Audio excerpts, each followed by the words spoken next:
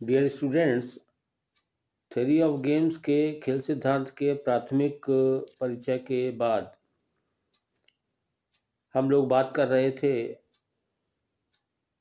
कि इस सिद्धांत से जुड़े हुए टर्म्स क्या हैं, नॉमेनक्लेचर क्या है। मैं इस लेक्चर से संबंधित 3 पेज के नोट्स 3 पेजेस आपको आपके ग्रुप में दूंगा और उन्हीं के आधार पे मेरे इस लेक्चर को आप समझने की कोशिश करिएगा। जो कुछ भी मैं बताऊंगा वो उन्हीं 3 पेजेस के मैटर के अनुसार है और मेरे इस लेक्चर को समझने में जो कुछ कहा जा रहा है उसको आप उन तीनों पेजेस को सामने रखकर समझिएगा, तभी आपको चीज़ें इसकी ज़्यादा स्पष्ट होंगी और जो बताने से बात आ रही है उससे ज़्यादा आपके समझने में बात आएगी। हम बात कर रहे थे कि नॉमेनक्लेचर की डिफरेंट टर्म्स क्या हैं। कुछ चीज़ें मैंने आपको बताई थी कि what is a game is a competitive situation. एक प्रतियोगी स्थिति को हम खेल कहते हैं। वह प्रतियोगी स्थिति चाहे किसी खेल में हो, चाहे दो फर्मों के बीच में हो, दो पक्षों के बीच में हो, कुछ भी हो। और जो खेल में पार्टिसिपेट करते हैं उनको हम प्लेयर्स कहते हैं। तो प्लेयर्स, अगर हम ओलिगोपोली सेटअप में मार्केट में फर्म्स की बात करें तो फर्म्स प्लेयर्स हैं। अगर किसी निगोशिएशन में पॉलिटिकल पार्टीज की बात करें तो पॉलिटिकल पार्टीज प्लेयर्स हैं। दो पक्ष जो भी शामिल हैं वो प्लेयर्स हैं, वो खिलाड़ी हैं। तो गेम क्या है, प्लेयर्स क्या हैं, इसके अलावा स्ट्रेटजीज, रणनीतियां, तरकीबें।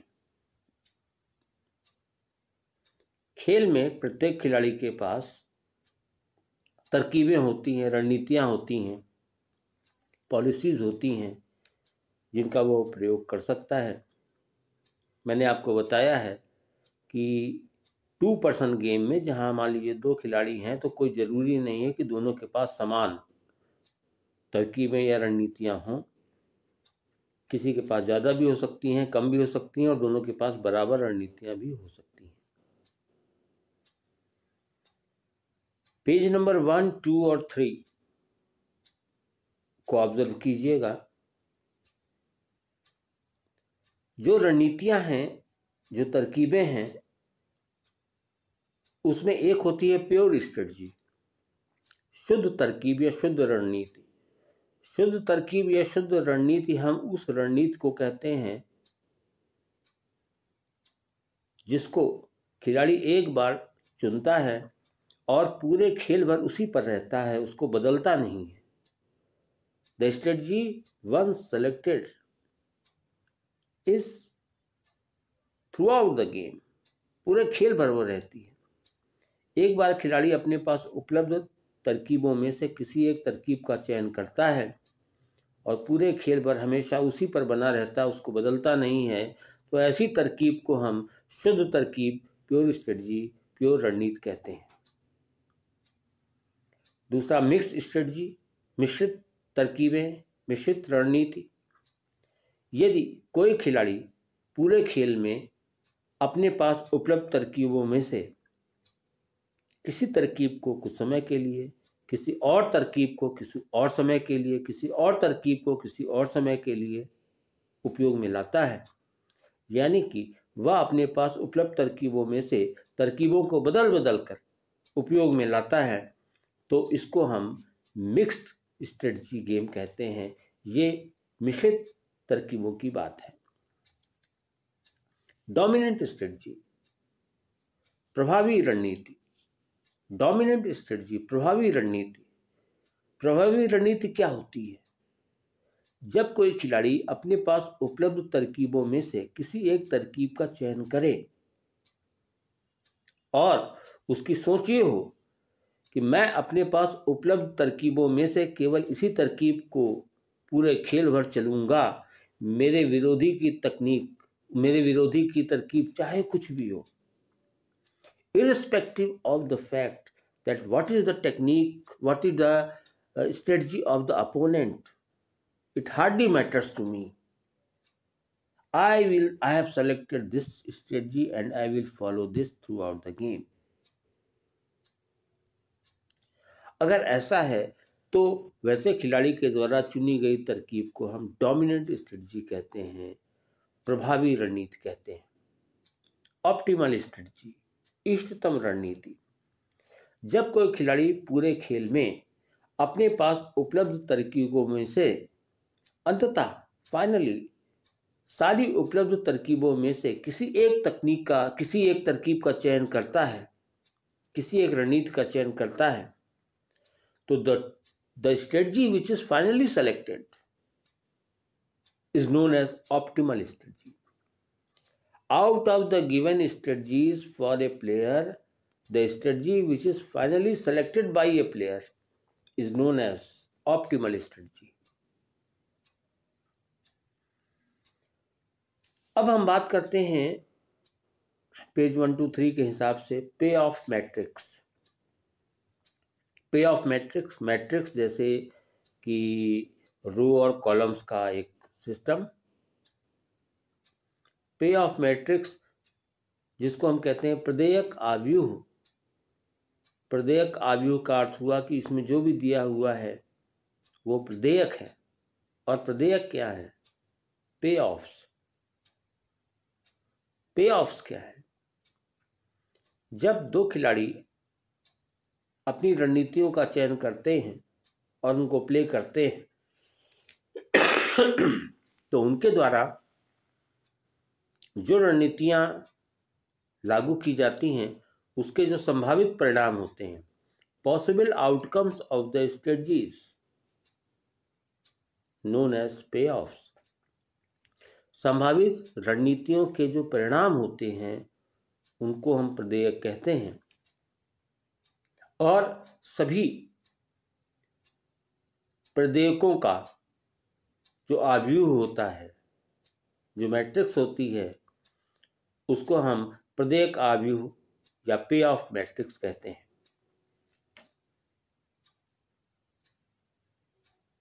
आप पेज 123 के जो मैटर हैं उसको देखेंगे तो एक मैट्रिक्स फॉर्मेशन ये बताती है रोज हैं, कॉलम्स हैं, और रोज कॉलम्स में जो भी दिया हुआ है वो मैटर जो मैट्रिक्स के अंदर है वो पे ऑफ्स है। और पूरे पे ऑफ्स की जो मैट्रिक्स है उसको हम पे ऑफ मैट्रिक्स या प्रदेयक आव्यूह कहते हैं। सैडल पॉइंट, कल्याण बिंदु। कल्याण बिंदु, saddle point, it is the point of intersection of optimal strategies of players. 2-person zero sum game में दोनों खिलाड़ी अंततः खिलाड़ी ए अपने पास उपलब्ध रणनीतियों में से अंततः किसी एक रणनीति को चुनता है, वह उसकी ऑप्टिमल स्ट्रेटजी हो गई। खिलाड़ी बी अपने पास उपलब्ध रणनीतियों में से किसी एक रणनीति को चुनता है, यह उसकी ऑप्टिमल स्ट्रेटजी हो गई। जहां दोनों खिलाड़ियों की ऑप्टिमल स्ट्रेटजीज का इंटरसेक्शन होता है, जहां दोनों मैट्रिक्स में जहां दोनों खिलाड़ियों की इष्टतम रणनीतियां एक दूसरे को इंटरसेक्ट करती हैं, पे ऑफ मैट्रिक्स में वो जगह है सैडल पॉइंट होती है। So saddle point is the point of intersection of optimal strategies of two players. Saddle point is the point of intersection of optimal strategies of two players. Saddle point बड़ी important चीज है।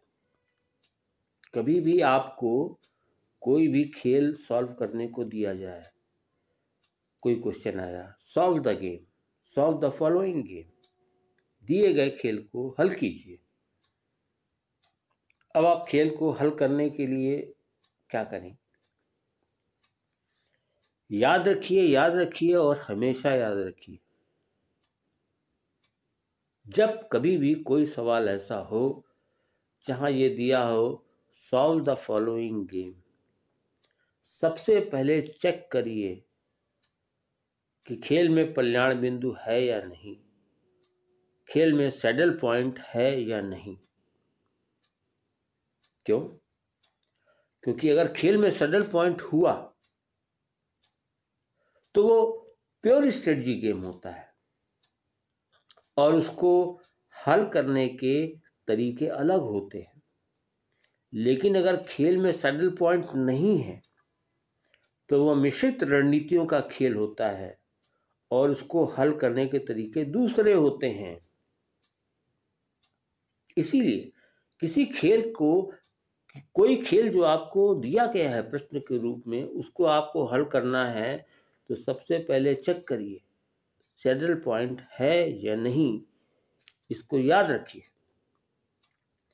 Saddle point है या नहीं इसी से तय होगा आपको उत्तर में जाना है कि दक्षिण में जाना है, आपको गोलघर की ओर जाना है कि तारामंडल की ओर जाना है। ये चेक नहीं किया तो आप क्वेश्चन सॉल्व नहीं कर सकते।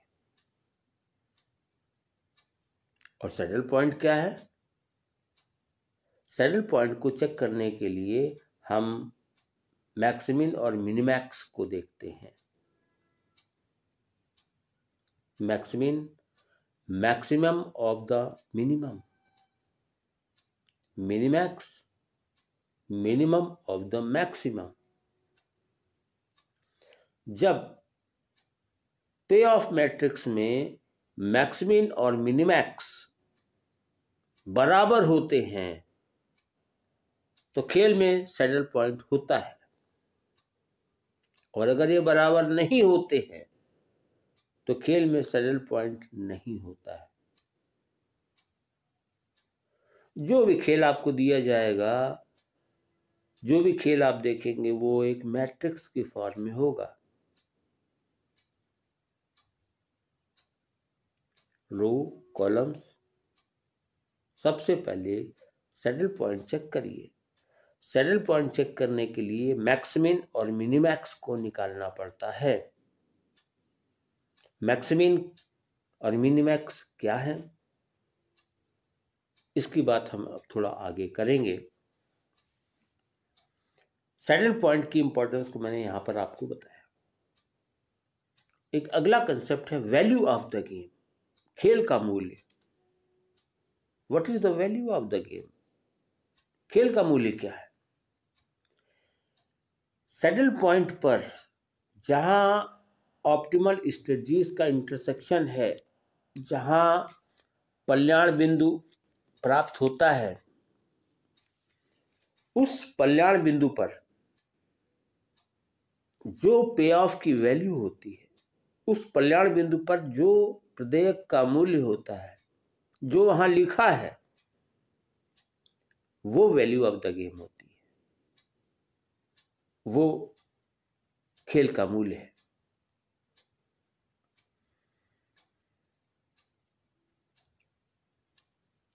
ये कुछ नॉर्मल इंट्रोडक्शन, नॉर्मल नॉमेनक्लेचर है जो आपके दिमाग में होना चाहिए। जितने शब्द, जितनी बातें यहाँ बताई गई हैं वो आपको याद रखनी चाहिए।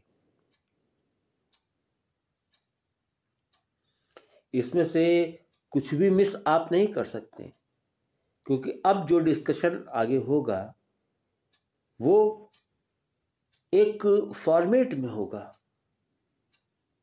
और उसमें यही टर्म्स यूज किए जाएंगे। तो इन टर्म्स का मतलब क्या है वो आपको मालूम होना चाहिए।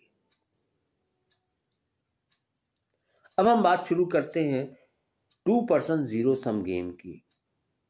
लास्ट लेक्चर में मैंने आपको बताया था 2% जीरो सम गेम, इसका मतलब है 2% कांस्टेंट सम गेम, हिंदी में व्यक्ति द्वय शून्य राशि खेल, व्यक्ति द्वय स्थिर राशि खेल, इसकी बात हम कर रहे हैं। 2 पर्सन जीरो सम गेम को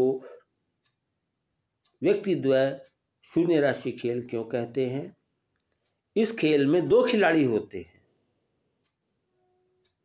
और खिलाड़ियों के जो प्रदेयक हैं, जो आउटकम्स हैं, उनका बीजगणितीय योग शून्य होता है, अलजेब्राइक सम 0 होता है।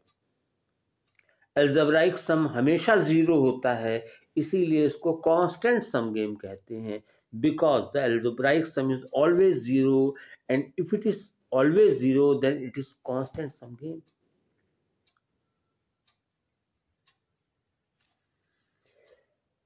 आपको दिए गए मैटर में जो एग्जाम्पल 2 है उसको देखिए। एग्जाम्पल 2 में मैट्रिक्स बनी हुई है और उस मैट्रिक्स में ए कोड फर्म बी है जिसको मिनिमाइजर प्लेयर लिखा गया है, जो कॉलम वाइज है। दूसरी ओर फर्म ए है जो मैक्सिमाइजर है, फर्म बी मिनिमाइजर, फर्म ए मैक्सिमाइजर, जो रो वाइज ऑपरेट करती है। ये मैट्रिक्स का सेटअप ये बताता है कि 2 पर्सन जीरो सम गेम में क्या होता है। एग्जाम्पल 2 को ध्यान से देखिएगा, समझिएगा, इसके आधार पे कई बातें स्पष्ट होती हैं। एग्जाम्पल 2 में दी गई जो मैट्रिक्स है उसमें ऊपर लिखा है मिनिमाइजर प्लेयर फर्म बी और उसकी स्ट्रेटजीज हैं B1, B2, B3।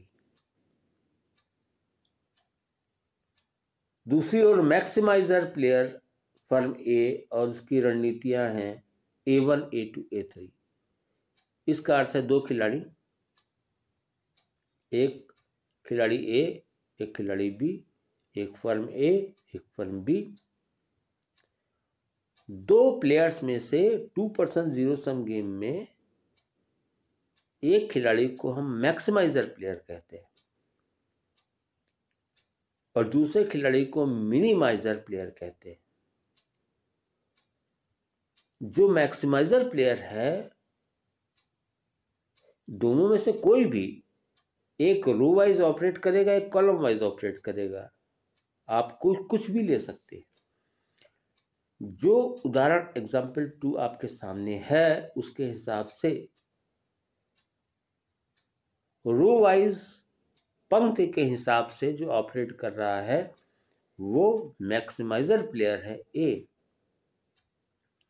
Maximiser player का जो प्रिंसिपल होता है वो मैक्सिमिन होता है। मैक्सिमाइजर प्लेयर फर्म ए अगर है तो उसकी अप्रोच गेन की होती है, प्रॉफिट की होती है, अर्थात उसका दृष्टिकोण होगा गेन को मैक्सिमाइज करना। मैक्सिमाइजर प्लेयर की अप्रोच होगी गेन को मैक्सिमाइज करना, रो वाइज आपके उदाहरण में। दूसरी ओर मिनिमाइजर प्लेयर जो है उसकी अप्रोच होगी मिनिमाइज करना। किसको? लॉस को मिनिमाइज करना। मैक्सिमाइजर प्लेयर अपने गेन को मैक्सिमाइज करना चाहता है, मिनिमाइजर प्लेयर अपने लॉस को मिनिमाइज करना चाहता है।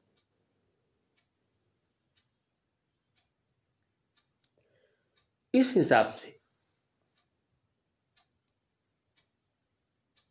2 पर्सन जीरो सम गेम में अलजेब्राइक सम 0 कैसे होता है? आप एग्जाम्पल 2 की मैट्रिक्स को देखें।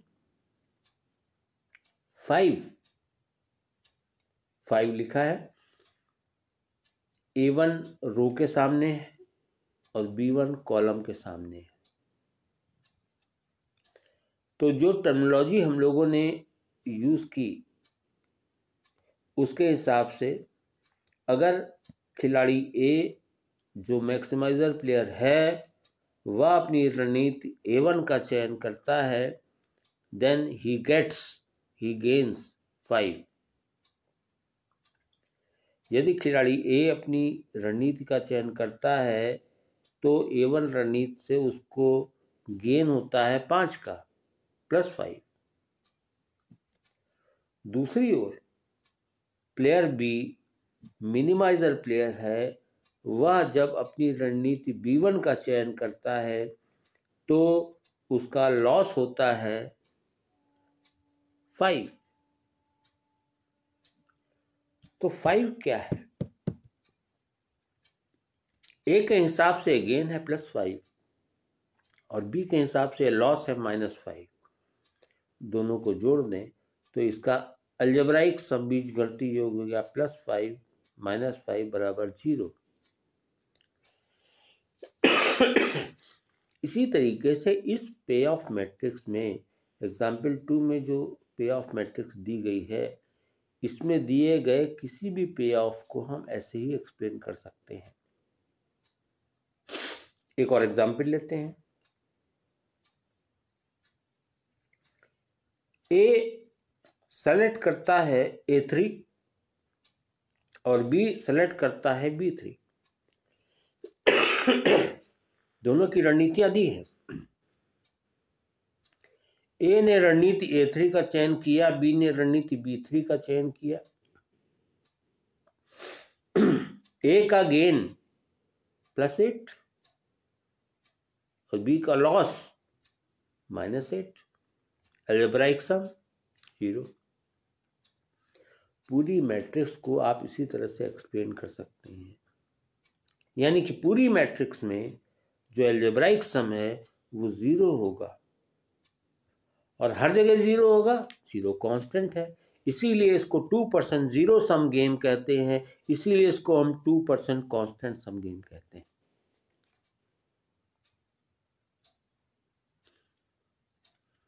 %2 जीरो सम गेम में अलजेब्राइक सम 0 होता है, कांस्टेंट होता है। ऐसे खेल दो तरीके के हो सकते हैं,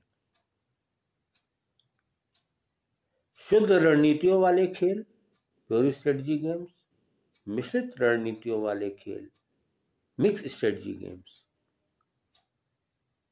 ऐसे खेलों में कौन सा खेल होगा, चेक कर लीजिए। सबसे पहले सैडल पॉइंट है तो 2% गेम, 2% जीरो सम गेम। अगर सैडल पॉइंट है तो प्योर स्ट्रेटजी गेम होगा, नहीं है तो मिक्स स्ट्रेटजी गेम होगा। खेल के संदर्भ में एक रूल भी है, rule of the game. What is rule of the game? Rule of the game is play safe. And play safe means जो मैक्सिमाइजर प्लेयर है ए, जो गेन पर फोकस कर रहा है, बेनिफिट्स पर फोकस कर रहा है, उसके लिए रूल ऑफ द गेम क्या है? Safely maximise gain. लाभों को सुरक्षित तरीके से अधिकतम कीजिए। और जो मिनिमाइजर प्लेयर बी है, जो लॉस को मिनिमाइज करना चाहता है, उसके लिए रूल ऑफ द गेम क्या है? Safely minimise loss. सुरक्षित तरीके से हानि को न्यूनतम कीजिए। So these are the 2 rules, play safe, safely maximise gains, safely minimise loss. जो मैक्सिमाइजर प्लेयर है, याद रखिए, जो मैक्सिमाइजर प्लेयर है ए बी में से कोई भी हो सकता है, डिसाइड कर लीजिए। ए मैक्सिमाइजर होगा तो बी मिनिमाइजर होगा, बी मैक्सिमाइजर होगा तो ए मिनिमाइजर होगा। तो कोई भी एक प्लेयर जो मैक्सिमाइजर प्लेयर है उसका जो प्रिंसिपल होता है वो होता है मैक्समिन। मैक्सिमाइजर प्लेयर का प्रिंसिपल होता है maxmin. Maximin means maximize gains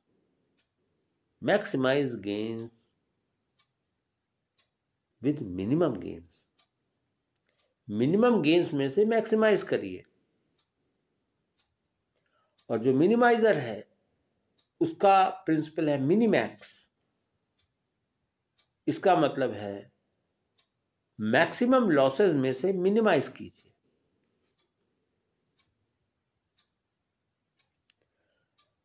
तो मैक्सिमाइजर प्लेयर का प्रिंसिपल है मैक्सिमिन, हिंदी में इसको कहते हैं अधिक न्यूने, कम से कम में अधिकतम कीजिए।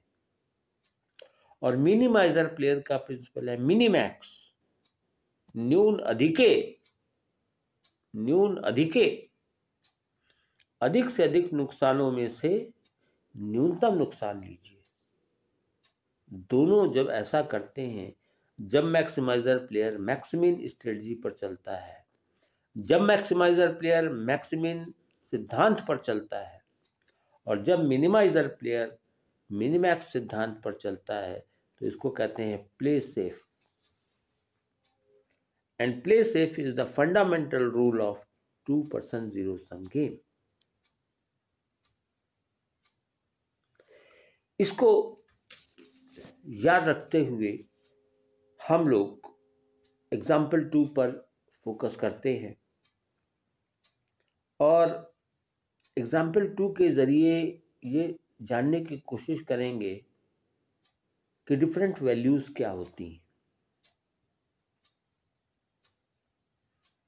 एक बार मैं फिर आपसे कह रहा हूं कि कोई भी खेल आपको अगर दिया है और ये कहा जाता है इस खेल को हल कीजिए, तो सबसे पहले देखिए सैडल पॉइंट है या नहीं है, तो प्योर स्ट्रेटजी गेम, नहीं है तो मिक्स स्ट्रेटजी गेम। अगर है प्योर स्ट्रेटजी गेम हुआ तो उसमें बताने के लिए आपको क्या बताना होगा, वो बातें अलग है। और अगर सैडल पॉइंट नहीं है, मिक्स स्ट्रेटजी गेम है, तो उसमें आपको जो बताना होगा वो बातें अलग है।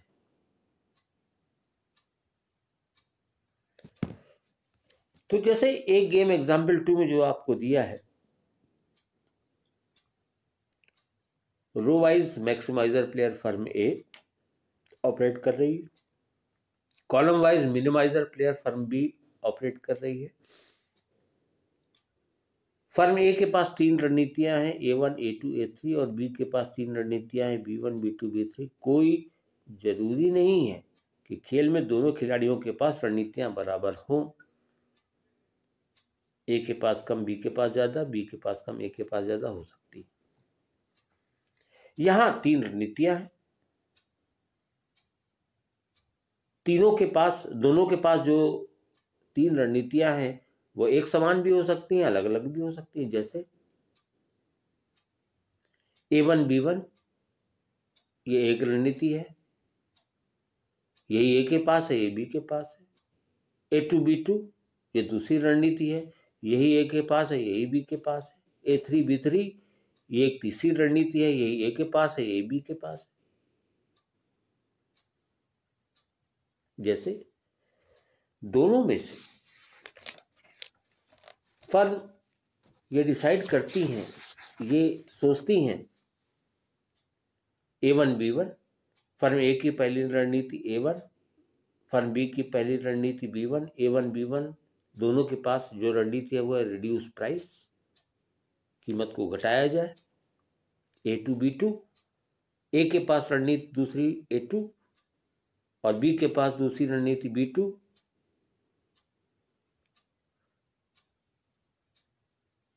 रणनीति है गिव डिस्काउंट, छूट दी जाए। A3, B3 इंक्रीज एडवर्टीजमेंट, प्रचार बढ़ाया जाए। तो रिड्यूस प्राइस ये फर्म ए की भी रणनीति है पहली, और बी की भी है। गिव डिस्काउंट ये ए की भी रणनीति दूसरी है और बी की भी रणनीति दूसरी है।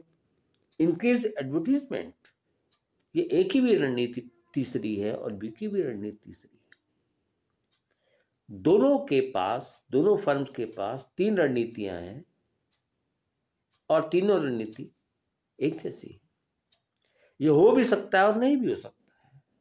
इसको बदलते हैं। फर्म ए के पास 3 रणनीतियां हैं, A1, A2, A3।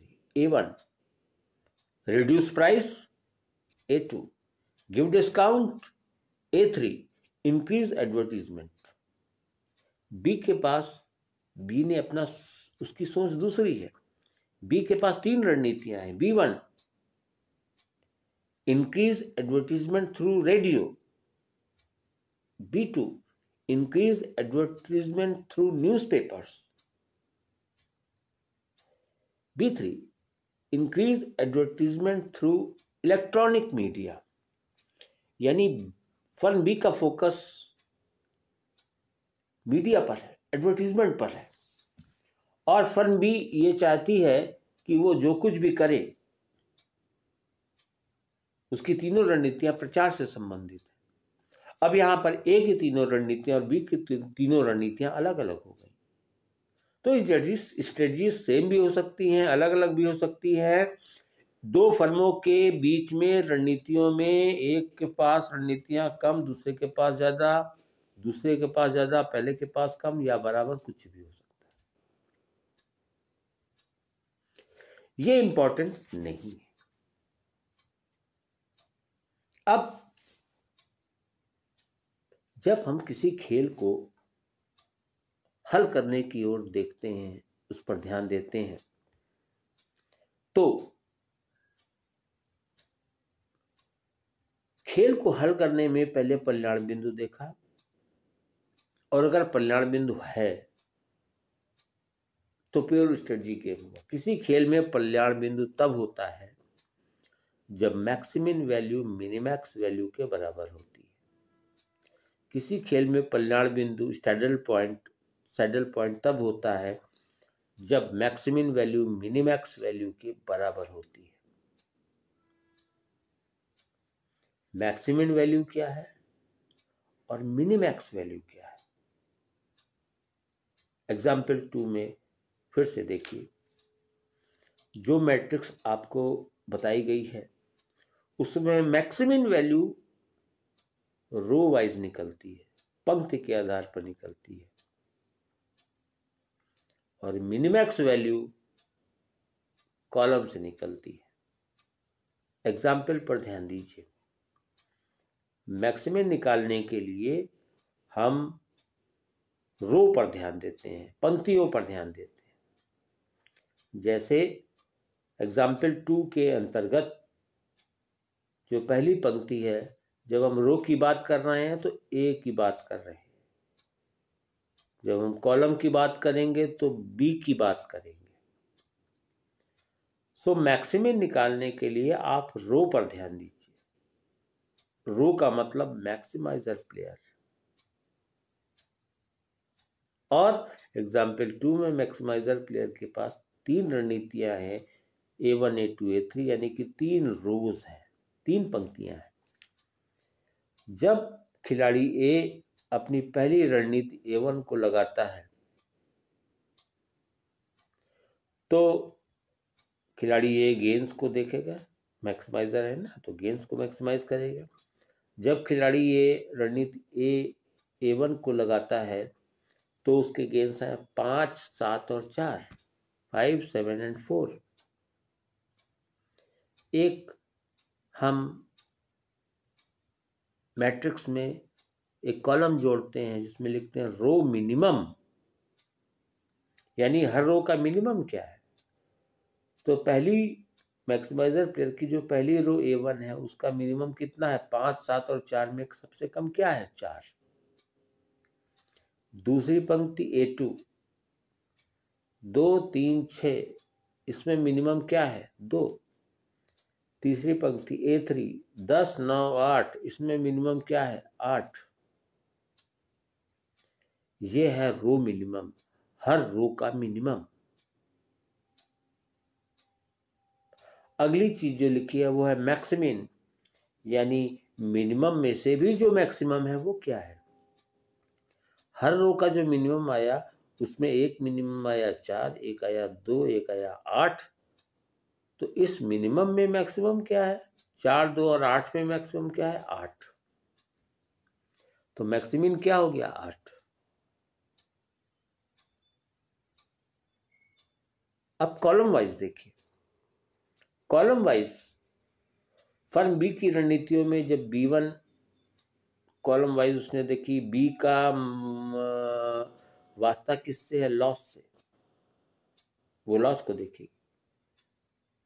तो उसका जो प्रिंसिपल है वो है minimax, minimum of the maximum losses. जो भी संभावित हानियां हो उसमें न्यूनतम हानि क्या होगी। तो मिनिमैक्स निकालने के लिए सबसे पहले हम हर कॉलम का मैक्सिमम निकालते हैं। B1 के हिसाब से जो पहला कॉलम है उसकी वैल्यूज हैं 5, 2 और 10, 5, 2 एंड 10। तो इसमें मैक्सिमम हो गया 10। B2 कॉलम है, उसकी वैल्यूज हैं 7, 3 और 9, मैक्सिमम हो गया 9। B3 थर्ड कॉलम है, वैल्यूज हैं 4, 6 एंड 8, मैक्सिमम हो गया 8। ये हो गए कॉलम मैक्सिमम। अब इन कॉलम मैक्सिमम में से मिनिमम क्या है? 10, 9 और 8 में मिनिमम क्या है? 8। तो कॉलम मैक्सिमम में से जो मिनिमम है वो 8 है, तो 8 क्या हो गया? Minimax, that is minimum of the maximum losses, 8। तो इस यहां पर जो मैक्सिमम वैल्यू आई वो 8 है और मिनिमैक्स वैल्यू आई वो 8 है, यानी कि minimax is equal to maximum. जब मैक्सिमम और मिनिमैक्स एक दूसरे के बराबर होती हैं तो खेल में कल्याण बिंदु होता है। इस बात को याद कर लीजिए। कोई भी खेल हल करना है, सबसे पहले सैडल पॉइंट चेक करिए। सैडल पॉइंट चेक करने के लिए जो भी मैट्रिक्स खेल की दी है उसमें आप ये देखिए सैडल पॉइंट है या नहीं। सैडल पॉइंट है या नहीं इसको देखने के लिए मैक्सिमम और मिनिमैक्स को कैलकुलेट कीजिए। अगर मैक्सिमम मिनिमैक्स के बराबर है तो ये सैडल पॉइंट होगा खेल में और ये प्योर स्ट्रेटजी गेम होगा, और अगर ये बराबर नहीं है तो खेल में सैडल पॉइंट नहीं होगा और ये मिक्स स्ट्रेटजी गेम होगा। इस खेल में मैक्सिमम मिनिमैक्स के बराबर है, अर्थात यह खेल एक शुद्ध रणनीतियों वाला खेल होगा। जब कोई खेल शुद्ध रणनीतियों वाला खेल होता है, कोई गेम है आपको सॉल्व करना है और मिल गया कि ये एक सैडल पॉइंट है और प्योर स्ट्रेटजी गेम है, तो लिखा हुआ है सॉल्व द गेम, आपने चेक किया सैडल पॉइंट है यानी प्योर स्ट्रेटजी गेम है। तो अगर कोई प्योर स्ट्रेटजी गेम होगा तो उसको सॉल्व करने में आप सॉल्यूशन में क्या बताएंगे, उसके समाधान में क्या बताएंगे, उसका रिजल्ट क्या देंगे? याद रखिए, प्योर स्ट्रेटजी गेम अगर आप सॉल्व करते हैं तो आपको इन चीजों को बताना पड़ेगा खेल से निकालकर। पहली चीज, मैक्सिमम वैल्यू क्या है, खेल की मैक्सिमम वैल्यू क्या है, खेल की मिनिमैक्स वैल्यू क्या है, वैल्यू ऑफ द गेम क्या है, खेल का मूल्य क्या है, सैडल पॉइंट कहां पर है, ए की इष्टतम रणनीति क्या है, बी की इष्टतम रणनीति क्या है, ए और बी की इष्टतम रणनीतियों का सेट क्या है। इतनी बातें आपको बतानी पड़ेंगी अगर गेम में सैडल पॉइंट है, प्योर स्ट्रेटजी गेम है। इसी बात को, इसी पेज 1 to 3 को नेक्स्ट लेक्चर में हम लोग